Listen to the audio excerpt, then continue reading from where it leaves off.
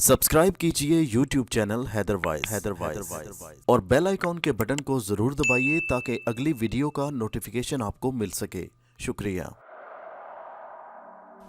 फैज मोहम्मद के घर पर अब गौहर का कोई काम नहीं था। वो उनके घर से निकला और गलियों में बेमकसद और आवारा उसने घूमना शुरू कर दिया। अचानक उसकी नज़र एक मकान की मुंडेर पर पड़ी जिस पर एक लड़की लटकी हुई साथ के घर में कुछ देख रही थी। वो सोचने लगा कि लड़की क्या देख रही है। लड़की का अंदाज बड़ा ही अजीबो गरीब था जिसने उसे तजस्सुस में डाल दिया। वो थोड़ी देर इधर उधर देखता रहा, फिर उस लड़की के घर के सामने आकर खड़ा हो गया। लड़की के घर का दरवाज़ा बंद था। अब उसे अंदर दाखिल होने के लिए किसी के आने या किसी के जाने की ज़रूरत थी। अगर वो दरवाज़ा खोलता तो फिर शक पड़ जाता। वैसे भी दरवाज़ा अंदर से बंद था। वो कुछ देर वहीं खड़ा देखता रहा, फिर अचानक दरवाज़ा खुला और एक छोटा सा बच्चा बाहर निकला। बस इसी वक्त का उसे इंतज़ार था। वो उसी वक्त अंदर दाखिल हो गया। घर का सहन छोटा सा था। वो अंदर दाखिल हुआ। उसने इधर उधर घूम कर देखा। घर की हालत बता रही थी कि वो मुतवसत तबके के लोग थे, ना ही बहुत गरीब थे और ना ही बहुत अमीर। घर के अंदर एक औरत थी, एक बुजुर्ग और दो लड़के। एक लड़के की उम्र कोई 20 साल के करीब होगी जबकि दूसरा 15 साल का। वो सबकी नज़रों के सामने वहां से गुजरकर छत की सीढ़ियां चढ़ने लगा। कोई उसे देख तो सकता नहीं था। वो आहिस्ता आहिस्ता चलता हुआ दबे कदमों छत पर पहुंच गया। छत पर उसने देखा लड़की एक निहायत खूबसूरत लड़की थी जिसकी उम्र कोई 20-18 साल के करीब थी। लड़की साथ वालों के घर के ऊपर झुकी हुई थी और मुंडेर से नीचे ताक झांक कर रही थी। वो दबे कदमों चलता हुआ लड़की के पीछे पहुंच गया। उसने लड़की के पास पहुंचकर देखा तो दूसरी तरफ का मंजर देखकर वो चौंक पड़ा। दूसरे घर में एक नौजवान लड़का खड़ा था। लड़की उसके साथ इशारों किनारों में बात कर रही थी। वो सोचने लगा कि लड़की का इस लड़के के साथ क्या ताल्लुक है। फिर अचानक लड़की ने एक अजीब सी हरकत की। लड़की ने एक कागज के टुकड़े पर कुछ लिखा और उसका गोला सा बनाकर उस तरफ फेंक दिया। लड़का उसको उठाकर देखने लगा और उसे देखकर मुस्कुराया। गौहर उससे कुछ फासले पर खड़ा था, इसलिए उसे कुछ समझ नहीं आई कि लड़की ने उस कागज के टुकड़े पर क्या लिखा था। बहरहाल वो एक तरफ होकर खड़ा हो गया। कुछ देर लड़का वहीं खड़ा रहा। फिर लड़की की माँ ने नीचे से आवाज़ दी, नजमा ओ नजमा। फिर लड़की उसे इशारा करके वापस नीचे की तरफ चल पड़ी। गौहर इतना तो जान चुका था कि उस लड़की का नाम नजमा था। लड़की काफ़ी खूबसूरत थी। वो लड़की के पीछे पीछे दबे कदमों नीचे चला आया। लड़की नीचे आई तो उसकी माँ ने कहा कि वो कुछ कपड़े धो दे। लड़की मुंह बनाती हुई कपड़े उठाकर वॉशिंग मशीन की तरफ चल पड़ी। गौहर ने अंदाज़ा लगाया कि वो दोनों लड़के शायद उसके भाई थे और वो दोनों उसके माँ बाप, यानी वो औरत और मर्द। और वो जो दोनों थे उनमें एक लड़का उसका हम उम्र था और दूसरा 15 साल का। गौहर के दिल में तजस्सुस पैदा हुआ कि नजमा का जहन पड़े।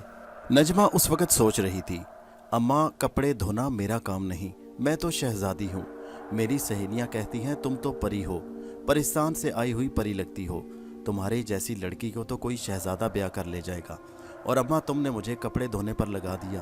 कोई बात नहीं, बस आज फ़िलहाल मजबूरी समझकर कर लेती हूँ, लेकिन एक दिन देखना मेरा शहजादा मुझे ब्याह कर ले जाएगा।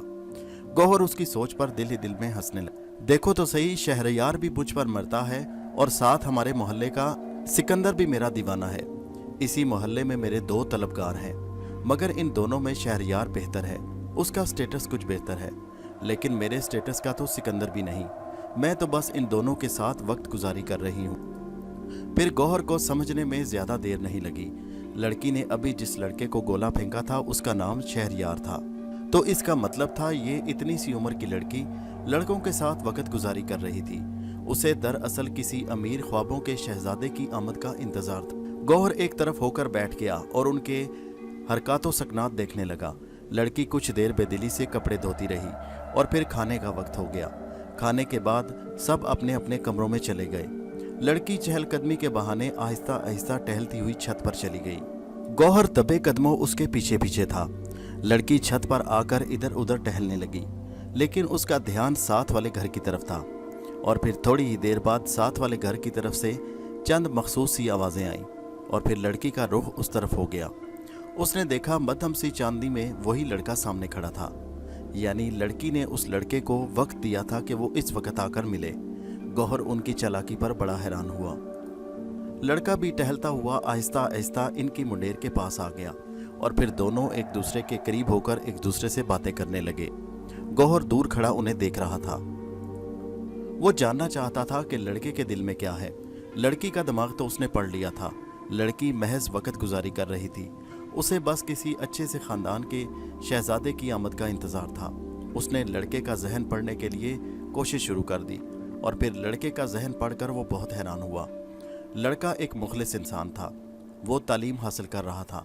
तालीम के बाद उसे नौकरी तलाश करनी थी, मगर वो इस लड़की यानी नजमा के साथ दिल से मुखलिस था और चाहता था कि इसके साथ शादी करे, मगर लड़की के दिल में उसके लिए कुछ और ही था। गौहर जानता था कि लड़की किसी फिल्म या ड्रामे के किसी किरदार से मुतासिर थी और महज वक्त गुजारी के लिए उसके साथ मुलाकातें कर रही थी। नजमा कहने लगी, शहरयार तुम मुझे बहुत अच्छे लगते हो। शहरयार भी उसकी आंखों में झांकते हुए बोला, नजमा मेरे लिए इस दुनिया की हसीन तरीन लड़की सिर्फ तुम ही हो और मैंने सिर्फ तुम्हारे ख्वाब देखे हैं। गौहर दूर खड़ा उनकी बातें सुनकर हंस रहा था। उसे लड़के की बेवकूफ़ी और उसके बुद्धूपन पर हंसी आ रही थी कि लड़का कितना उसके साथ मुखलिस था और वो उसके साथ क्या खेल खेल रही थी। और फिर उसने लड़की का जहन पढ़ना शुरू कर दिया। लड़की सोच रही थी, अरे बुद्धू, मैं तो तुम्हारे साथ वक्त गुजारी कर रही हूँ। मुझे तो किसी शहजादे का इंतज़ार है जो ये लंबी सी गाड़ी में आए और मुझे अपने साथ दुल्हन बनाकर ले जाए। मैं तो तुम जैसों को मुंह लगाना भी पसंद नहीं करती। बस तुम्हारी शक्ल ज़रा अच्छी है, इसलिए इस वक्त कोई ऐसा तो होना चाहिए जिसके साथ मैं मोहब्बत की प्रैक्टिस कर सकूं। गौहर को उसके ख्यालात पढ़कर शदीद धचका लगा। लड़की इंतहाई कमज़र्फ थी। फिर कुछ देर बातें करने के बाद कुछ ऐसे मनाजिर सामने आ गए जिन्हें देखकर गौहर का सर शर्म से झुक गया। कुछ देर के बाद लड़की नीचे उतर आई और लड़का भी अपने घर चला गया। अब गौहर को उस लड़के के पास जाना था। वो मुंडेर की दीवार फलांगकर उस लड़के के पीछे पीछे चल पड़ा। लड़का छत से नीचे उतरकर अपने कमरे की तरफ बढ़ गया। हैरत की बात है कि उस वक्त लड़के के घर में कोई और जाग नहीं रहा था, सब सो रहे थे, जबकि लड़की के घर में इस वक्त तक भी लोग जाग रहे थे। वो लड़के के पीछे पीछे उसके कमरे में चला गया। लड़का कमरे में आकर लेट गया और उसकी आंखों के सामने नजमा का चेहरा था। पता नहीं वो किस किस किस्म के ख्वाब देख रहा था। शायद नजमा को दुल्हन के रूप में देख रहा था। गौहर एक तरफ खड़ा कुछ देर उसे देखता रहा। लड़का कुछ देर लेटा रहा और फिर उठकर अपने पढ़ाई के टेबल की तरफ चला गया। उसने देखा वो बीएससी फाइनल के एग्ज़ाम दे रहा था। लड़के की कोशिश थी कि वो जल्द अज जल्द पढ़ाई मुकम्मल करके नौकरी की तलाश करे और फिर जैसे ही उसे नौकरी मिले वो नजमा के लिए अपने वालिदैन को उसके घर रिश्ते के लिए भेज दे। मगर गौहर जान चुका था कि लड़की की मंजिल शहरयार नहीं था। वो तो महज इसके साथ वक्त गुजारी कर रही थी। वो चाहता था कि लड़का संभल जाए और उस लड़की से मुंह मोड़ ले। फिल वक्त वो बाहर निकल आया और उसका घर घूम फिर कर देखने लगा और फिर एक जगह एक कमरा खाली देकर उसमें घुस गया और फिर वहां पर लेटकर सोने की कोशिश करने लगा।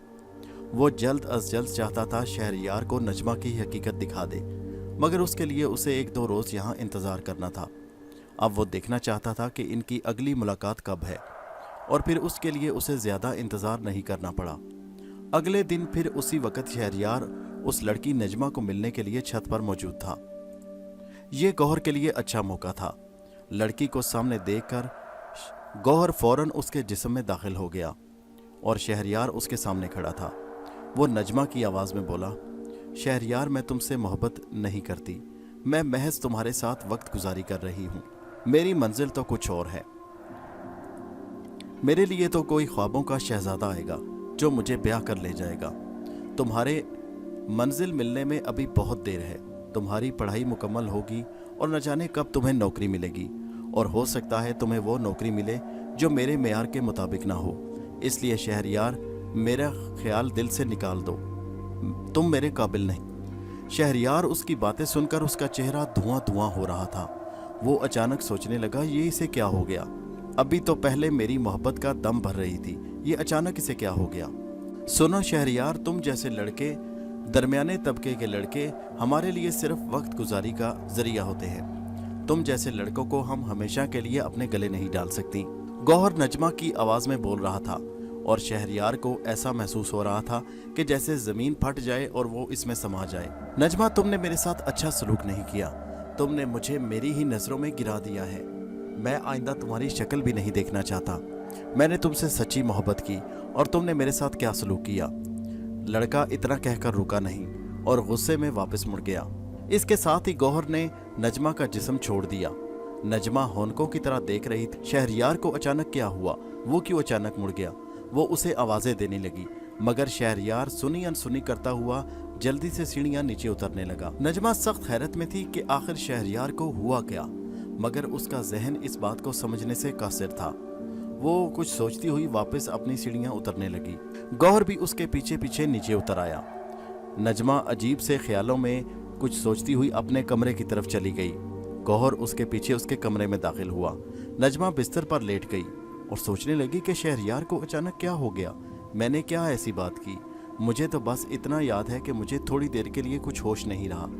मुझे ऐसा लगा जैसे मैं किसी और ही दुनिया में हूँ, ना मेरा दिमाग कर। गौहर एक तरफ खड़ा उसकी जहनी कैफियत से महसूस हो रहा था। जब वो लेट गई तो गौहर उसके पास जा खड़ा हुआ। गौहर भारी आवाज में बोला, लड़की ये हरकतें छोड़ दे वरना तेरा अंजाम अच्छा नहीं होगा। नजमा तो अचानक कमरे में एक अनदेखी ताकत की आवाज सुनकर बदहवास होकर उठ खड़ी हुई। खौफ से कांपने लगी। कौन हो तुम? मैं जो कोई भी हूं, बस इतना जान ले, तू अपनी हरकतों से बाज आ जा। गौहर ने फिर कहा। लड़की तो मारे डर के चीखने लगी और चीखती हुई उठकर कमरे से बाहर निकल गई। उसकी चीखों की आवाज सुनकर उसके घर वाले इकट्ठे हो गए, कमरों से बाहर निकल आए और उसे देखने लगे। क्या हुआ नजमा? उसके वालिदैन परेशान होकर पूछने लगे। वो अम्मा कमरे में कोई अजीब सी आवाज आ रही थी। लड़की कमरे की तरफ इशारा करने लगी। सारे दौड़े हुए उस कमरे में आए। उसके भाई भी साथ थे। कमरे में इधर उधर देखने लगे, मगर कमरे में कोई होता तो बोलता। गौहर तो एक तरफ खड़ा उनकी इस हालत से लुत्फानंदोज हो रहा था। उसके वालिद वालदा और भाई चीजें उलट पलट कर देखने लगे। उन्होंने बेड के नीचे भी झांक कर देखा, मगर कुछ नहीं था। कहने लगे, नजमा तुम्हें वहम हुआ है, तुम्हारे कमरे में तो कोई नहीं। मगर अब्बा जी, अभी मैंने इस कमरे में आवाज सुनी है, किसी मर्द की आवाज। अरे नहीं बेटा, ऐसा कैसे हो सकता है। उसके माँ बाप उसे तसल्लियां देने लगे। वो बहुत ही खौफजदा थी। फिर बाकी तो चले गए, मगर उसकी वालदा उसके साथ बेड पर बैठ गई। कहने लगी, नजमा तुम्हें कहीं नींद तो नहीं आई थी? मुझे लगता है तुमने कोई ख्वाब देखा है। वो कहने लगी, नहीं अम्मा, अभी तो मैं आकर लेटी हूँ और अचानक ही कैसे सो गई। मैंने खुद अपने कानों से आवाज़ सुनी है। आप यकीन करें, मेरे कानों को धोखा नहीं हुआ। नहीं बेटा, कुछ नहीं, मुझे लगता है तुम्हारी जहनी हालत ठीक नहीं। तुम लेटो, मैं तुम्हारे लिए दूध का गिलास लाती हूँ। उसकी अम्मा इतना कहकर उठ गई।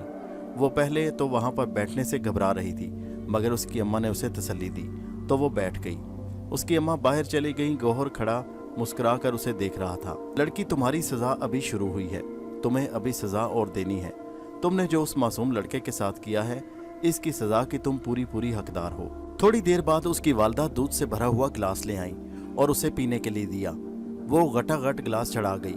फिर उसकी अम्मा ने कहा, बेटा तुम अब सोने की कोशिश करो, मैं चलती हूँ। मुझे लगता है तुमने कोई बुरा ख्वाब देखा।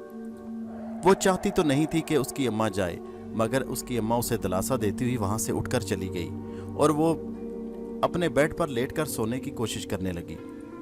उसने लाइट बुझा दी। अब कमरे में बिल्कुल अंधेरा था। वो कुछ देर लेटी रही और फिर आहिस्ता आहिस्ता सोने की कोशिश करने लगी और फिर वाकई उसे नींद आ गई। मगर जूं ही उसे नींद आई, गौहर ने एक मर्तबा फिर अपना काम शुरू कर दिया। गौहर ने उसके पाँव को जोर से पकड़कर झटका दिया। वो चीख मारती हुई उठ खड़ी हुई और फिर जोर से चिल्लाती हुई कमरे से बाहर निकल गई। एक मर्तबा फिर घर वाले हड़बड़ाकर उठ बैठे और कमरों से बाहर निकल आए। क्या हुआ बेटा? अम्मा, कमरे में कोई है, मेरा यकीन करो, उस कमरे में कोई है, लड़की चिल्लाते हुए कह रही थी। सारे घर वाले फिर कमरे की तरफ दौड़े। कमरे में हर जगह देखा, मगर उन्हें कुछ नजर नहीं आया। अम्मा बेजार सी सूरत बनाकर बोली, बेटा मुझे लगता है आज तेरी तबीयत वाकई ठीक नहीं, चल मैं तेरे साथ कमरे में लेटती हूँ। नहीं अम्मा, मुझे उस कमरे में नहीं जाना, मुझे डर लग रहा है, लड़की ने कहा। मगर उसके घर वाले मानने को तैयार नहीं थे। वो समझ रहे थे कि शायद वो डर रही है, शायद उसने ख्वाब देखा है या फिर उस पर किसी चीज़ का असर हो गया है। सारी रात इसी उधेड़-बुन में गुजर गई। सुबह तक नजमा की हालत बुरी हो चुकी थी। वो अपने ही कमरे में जाने से खौफजदा थी। मोहल्ले और आस पड़ोस की औरतें आ गईं।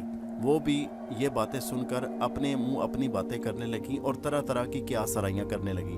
कोई कहने लगी इस पर जिन्न आ गया है, कोई कहने लगी वाकई कमरे में कुछ होगा, कोई कहने लगा इस कमरे में कोई बुजुर्ग हैं, कोई कहने लगा कोई चुड़ैल या भूत है।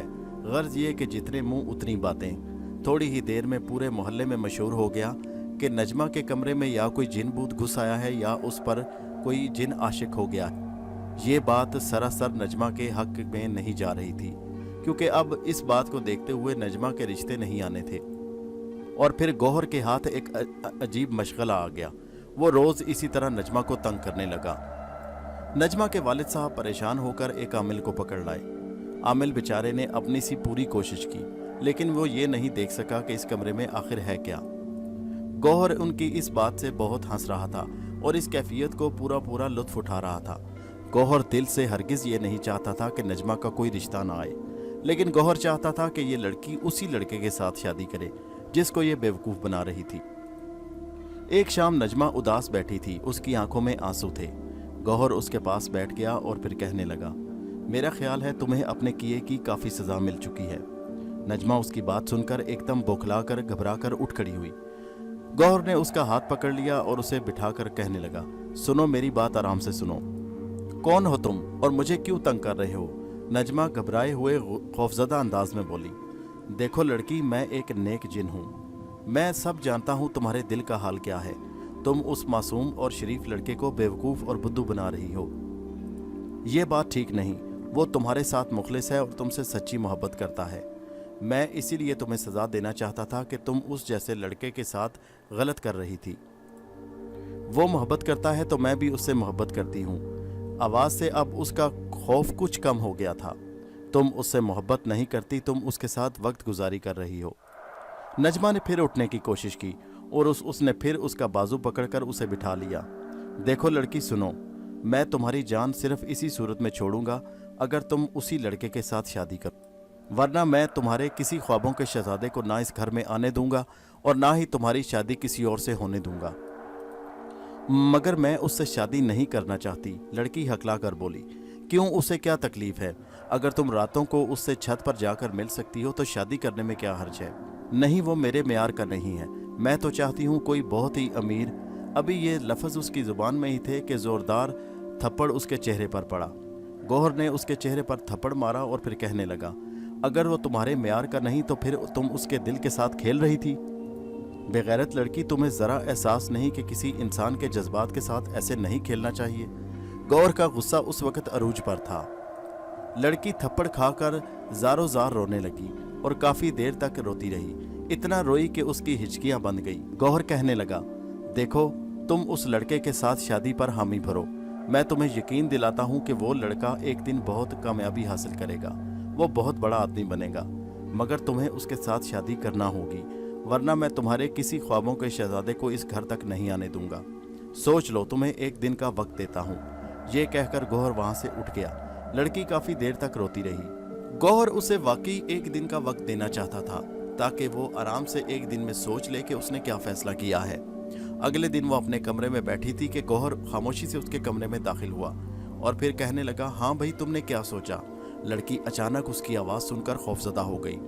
गौहर कहने लगा, घबराने की ज़रूरत नहीं, मैं वही नेक जिन हूँ। तुम मुझे बताओ, तुमने क्या सोचा? लड़की आहिस्ता सी आवाज़ में बोली, मुझे मंजूर है, मगर अब पूरे मोहल्ले में मशहूर हो चुका है कि मुझ पर जिन आशिक है, इसलिए अब कौन मेरा रिश्ता मांगेगा?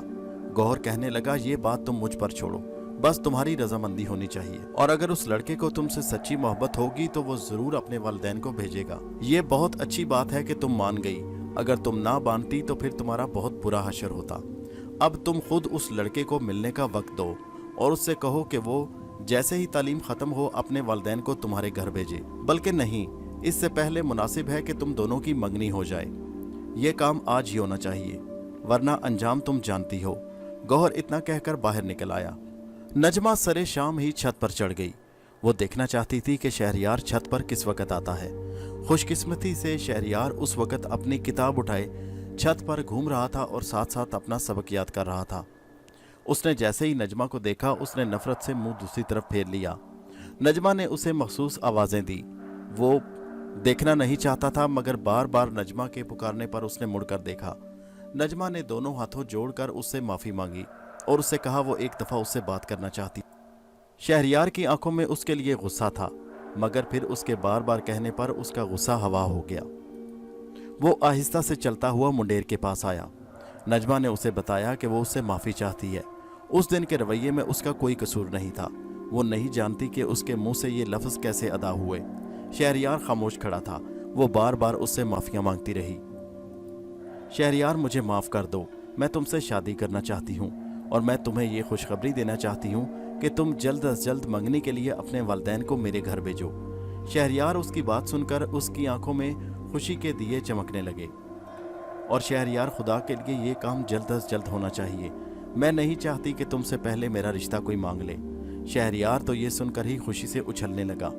और फिर प्रोग्राम ये तय पाया कि वो 1-2 दिन के अंदर अंदर अपने वालिदैन को उसका रिश्ता मांगने के लिए भेजेगा और जल्द अज जल्द मंगनी हो जाएगी और फिर उसकी पढ़ाई मुकम्मल होने के बाद उन दोनों की शादी हो जाएगी। ये कहकर शहरयार खुशी से वापस मुड़ गया। वो भी बोझल दिल के साथ नीचे आ गई। उसे मालूम नहीं था कि वो खुश थी या नहीं, या वो सिर्फ उस नेक जिन के कहने पर ऐसा कर रही थी। मगर अगले ही दिन शहरयार के वालिदैन उनके घर रिश्ता मांगने के लिए आ गए। उसने रजामंदी का इजहार कर दिया।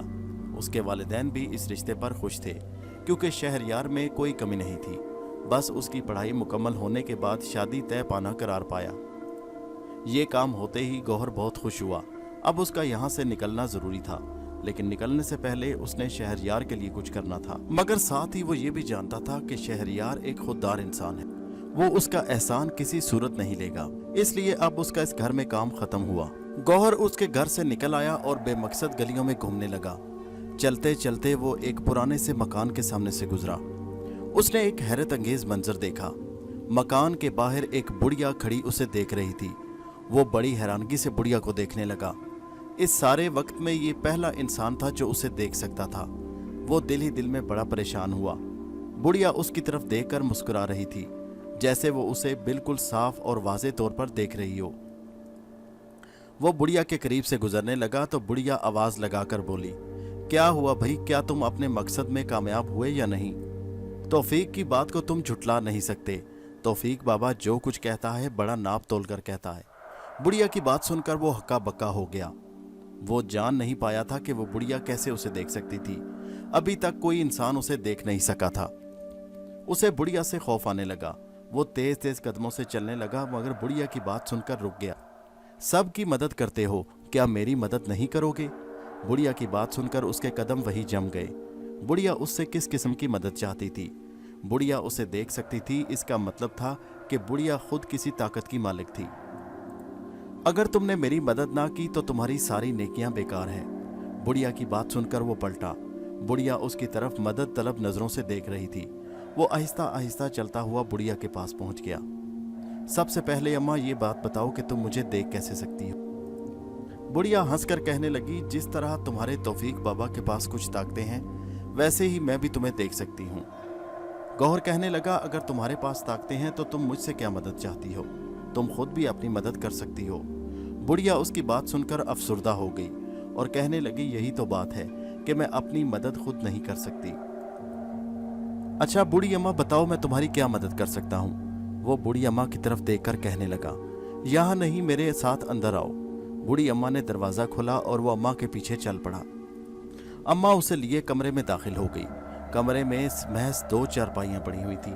अम्मा ने उसे बैठने का इशारा किया तो वो एक चारपाई पर बैठ गया। हाँ अम्मा अब बोलो। बूढ़ी अम्मा कहने लगी, ये मकान मेरी बेटी का है। मेरी बेटी को मरे हुए 25 साल हो चुके हैं।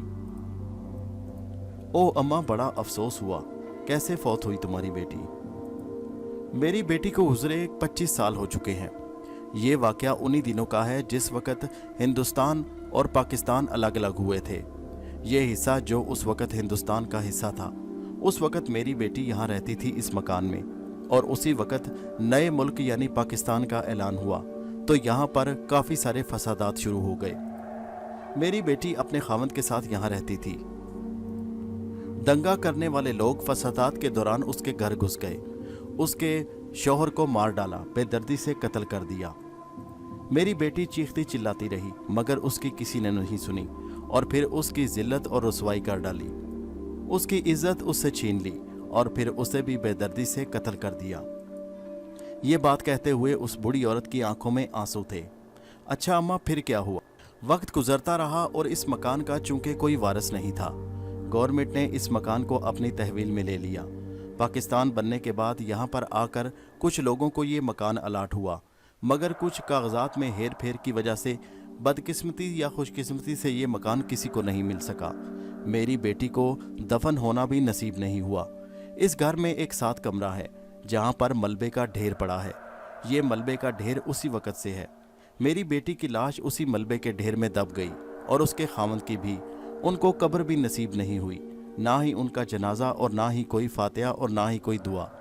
मैं चाहती हूँ कि तुम उन दोनों की लाशों को निकाल कर कब्रिस्तान में इज्जत के साथ दफना दो, और ये काम सिर्फ तुम जैसा बहादुर इंसान ही कर सकता है। मगर बड़ी अम्मा, तुम खुद इस मकान में रहती हो। इस मकान में जाहिर है आगे पीछे मोहल्ले के लोग भी हैं, तुम किसी की मदद ले सकती थी। बूढ़ी अम्मा कहने लगी, मैं किसी की मदद नहीं ले सकती, यही तो मेरी मजबूरी है। बहरहाल मैं तुम्हारे आगे हाथ जोड़ती हूँ कि तुम मेरी बेटी और मेरे दामाद की लाशें यहाँ से निकाल कर किसी कब्रिस्तान में दफन कर दो। बूढ़ी अम्मा के कहने पर गौहर शशोपंज में पड़ गया। ये बड़ा ही अजीब सा काम था। बूढ़ी अम्मा कहने लगी, आओ मैं तुम्हें कमरा दिखाती हूँ। बूढ़ी अम्मा उसे लेकर साथ एक कमरे की तरफ चल पड़ी। कमरा देखकर वो हैरान रह गया। कमरे की छत सिरे से गायब थी। कमरे के अहाते में मिट्टी का मलबा पड़ा हुआ था और कमरे की छत साथ गिरी हुई थी, जिस पर लकड़ी के बड़े बड़े शहतीर थे, जिसका मतलब था ये छत काफ़ी पुरानी होने के बायस खुद ब खुद गिर गई और इस मलबे के नीचे पता नहीं क्या क्या दफन था। बूढ़ी औरत कहने लगी, मैं खुद बेटा इस मलबे से उनकी लाशें नहीं निकाल सकती। इस काम के लिए तुम्हें मेरी मदद करना होगी। तुम उनकी लाशें यहाँ से निकाल कर इज्जत से कब्रिस्तान में दफना दो। गौहर शशोपन में पड़ गया। ये काम बड़ा मुश्किल था, मगर इस काम के लिए उसे किसी आदमी की ज़रूरत थी। उसने कहा, बूढ़ी अम्मा, इस काम के लिए मुझे 2 या 3 आदमियों की ज़रूरत है। बूढ़ी अम्मा कहने लगी, नहीं, ये काम तुम्हें अकेले करना पड़ेगा। गौहर हैरत से बूढ़ी अम्मा की तरफ देखने लगा। मगर बड़ी अम्मा, जैसा मैं कह रही हूँ वैसा करो। अगर तुम मेरी मदद करना चाहते हो तो ये काम सिर्फ तुम ही कर सकते हो। तुम्हें किसी और को साथ शामिल करने की ज़रूरत नहीं। गौहर इस बारे में कुछ देर सोचता रहा। फिर उसके दिल ने यह फैसला किया कि उसे बूढ़ी औरत की मदद करनी चाहिए, और फिर गौहर काम में जुट गया। वो मलबा हटाने लगा। उसे इस काम के लिए कुछ औजारों की ज़रूरत थी, एक बेलचा और एक कई। वो उसे बूढ़ी अम्मा ने दे दी और फिर वो आहिस्ता आहिस्ता मलबे की मिट्टी हटाने लगा। इस काम में उसे पूरा दिन और एक रात लग गई। काफ़ी हद तक वो कमरे का मलबा हटाने में कामयाब हो गया और फिर फर्श की मिट्टी सामने नजर आना शुरू हो गई। उसने आहिस्ता आहिस्ता फर्श की मिट्टी हटानी शुरू की। फिर काफ़ी गहरी खुदाई करने के बाद उसे नीचे से 2 लाशें कपड़े में लिपटी हुई बरामद हुईं, जिन्हें देखकर एक लम्हे के लिए वो खौफजदा रह गया। 25-30 साल गुजरने के बावजूद भी ऐसा लगता था जैसे लाशें बिल्कुल सही सलामत हों। उसने दोनों लाशों को उस गड्ढे से बाहर निकाल ली। अब लाशों को कब्रिस्तान तक पहुंचाना एक मुश्किल काम था। उसके लिए बूढ़ी अम्मा ने उसे कहा, यह काम तुम कर सकते हो। वो पहले ही बहुत थका हुआ था। कुछ देर लेटकर सुस्ताने लगा, बल्कि यूं कहिए कि एक दिन उसने अपनी थकावट उतारने में ही गुजार दी। अगले दिन वो उस घर से बाहर निकल पड़ा। अब उसका रुख बाजार की तरफ था ताकि वहां से कोई लोडिंग के लिए सवारी लेकर आए और इन दोनों लाशों को उठाकर ले जाए। बिल आखिर उसे एक आदमी खड़ा नजर आया जिसके पास एक लोडर गाड़ी थी। अब उस आदमी को लाने का मसला था क्योंकि आदमी तो उसे देख नहीं सकता था। वो आहिस्तगी से चलता हुआ उस आदमी के पास गया और उसका जहन पढ़ने की कोशिश करने लगा। आदमी अफसुर्दा खड़ा था, सोच रहा था आज दिहाड़ी नहीं लगी, आज काम बहुत ही ठंडा है। गौहर मुस्कुरा कर सोचने लगा कि भैया काम तो तुझे मिल गया। ये कहकर गौहर उसके जिस्म में दाखिल हो गया। आदमी एक लम्हे के लिए कांपा और फिर अचानक अब वो गौहर था। उसने जल्दी से वो लोडर गाड़ी मोड़ी और फिर उस बुढ़िया के मकान की तरफ चल पड़ा। मकान के सामने उसने गाड़ी खड़ी की। ये तकरीबन शाम और रात के दरमियान का वक्त था। इस वक्त आमदोरफ्त उस गली में ना होने के बराबर थी। गौहर ने बड़े एहतियात से दोनों लाशें उस गाड़ी में रखी और फिर उस गाड़ी को निकाल कर सड़क पर ले आया। अब उसका रुख कब्रिस्तान की तरफ था। वो शहर से बाहर एक कब्रिस्तान की तरफ जा रहा था। थोड़ी ही देर में वो बाहर एक वीरान कब्रिस्तान में पहुंच गया। अब यहाँ पर उन दोनों लाशों के लिए कब्रें खोदना एक मुश्किल काम था, मगर अल्लाह का नाम लेकर वो इस काम में जुट गया। फिर काफ़ी देर की मेहनत और तगोदो के बाद اس نے اتنی گہری قبریں کھود لیں کہ تا ان دونوں لاشوں کو آسانی کے ساتھ دبا سکے، اور پھر اس نے باری باری ان دونوں لاشوں کو دبا دیا۔ جیسے ہی اس نے لاشوں کو دبایا، اچانک اسے بڑھیا کی آواز قریب محسوس ہوئی۔ اس نے مڑ کر دیکھا تو بڑھیا اس کے پاس کھڑی تھی۔ وہ بڑا حیران ہوا۔ بوڑھی اماں، آپ یہاں کیسے پہنچ گئی؟ بس بیٹا، میں تمہارے پیچھے پیچھے آ گئی۔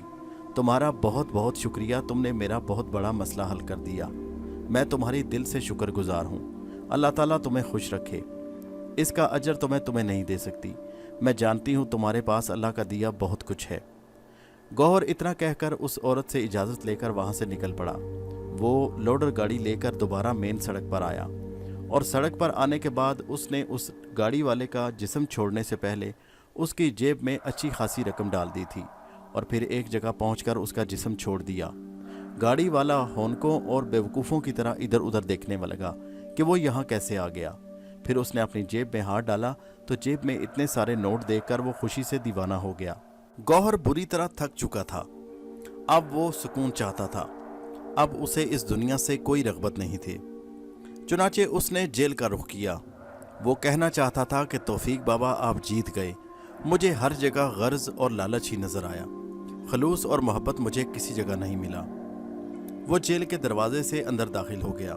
اس کا دل دھڑک رہا تھا۔ اس کی چال میں شکست تھی۔ وہ توفیق بابا کے قدموں میں حاضر ہو رہا تھا۔ توفیق بابا نماز پڑھ رہے تھے۔ وہ ادب سے ایک طرف کھڑا ہو گیا۔ سلام پھیرنے کے بعد توفیق بابا اٹھ کھڑے ہوئے۔